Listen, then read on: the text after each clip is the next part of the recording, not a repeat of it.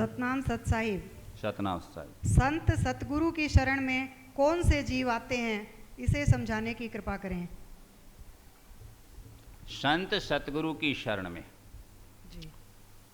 कौन से जीव आते हैं, इसे समझाने की कृपा करें। देखिए पुण्यात्माओं, कहीं भी चाहे कोई जाए,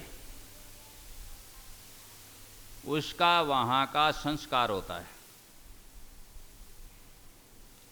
जो अधिकारी संस्कारी जीव हैं वे सत्संग में आएंगे।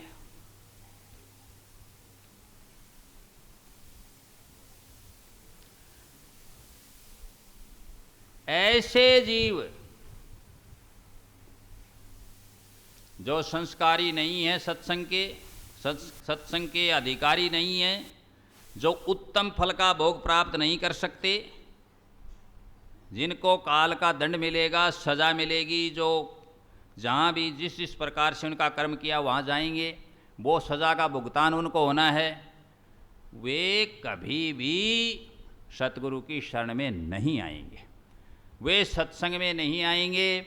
यदि किसी भी कारण से एन कैन प्रकार कोई ले आया, आ गए, तो उठ करके चले जाएंगे, या ध्यान नहीं देंगे, अमल नहीं करेंगे, या फिर दोबारा कभी नहीं आएंगे।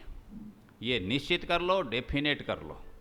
समझ गए इस बात को? क्यों कि उनका संस्कार वहाँ का नहीं है। बार बार ये बात बताई गई है कि दुष्ट प्राणी पा नहीं सकता उत्तम फल का भोग,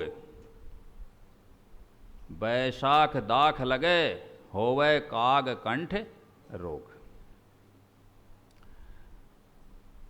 जो नीच प्रकृति का है, दुष्टता करता है, वह नीच होता है, वह व्यक्ति उत्तम फल को प्राप्त नहीं कर सकता।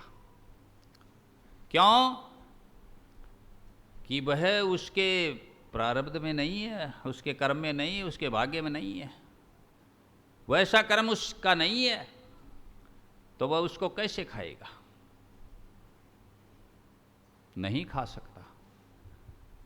इसलिए जिसका प्रारब्ध है, कहने का तात्पर्य ये समझ लो कि जिसका संस्कार है अच्छा, सुसंस्कार,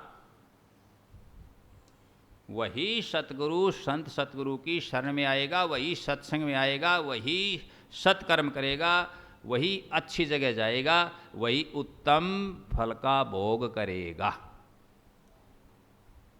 अब देखो, एक सात्विक इंसान है, एक तामसिक है।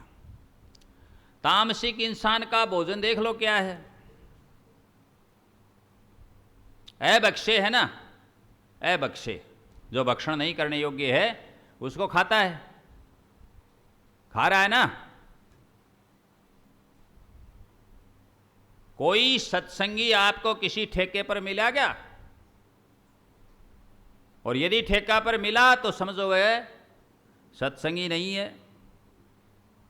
सोच लो, वो फल उसके लिए, वो उसका भोग कर रहा है, देख लो, समझ ले।